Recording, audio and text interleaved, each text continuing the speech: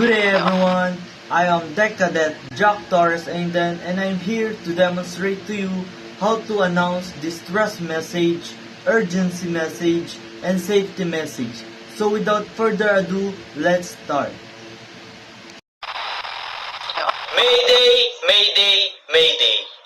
This is motor vessel Fin Polaris MMSI 231-968-740. Call sign Alpha Delta Mike Lima. My position is 63 degrees 18.8 north, 11 degrees 31.5 east. I am sinking. I required immediate assistance.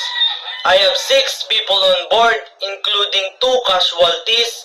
We have launched 2 lifeboats. 1 lifeboat has 4 people on board, including the casualties. The other lifeboat has 2 people on board. Over. Panpan, Panpan, Panpan.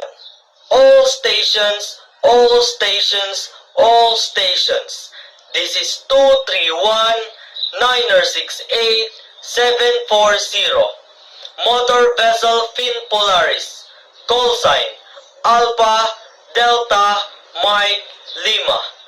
Position 63 degrees 18.8 north, 11 degrees 31.5 east.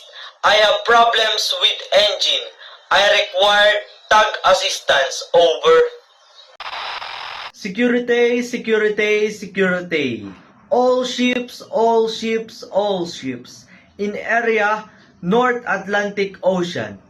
This is 231-698-740. Motor vessel Fin Polaris.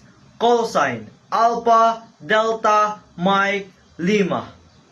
Iceberg sighted at position 61 degrees 10 minutes north, 50 degrees 25 minutes west, drifting southward.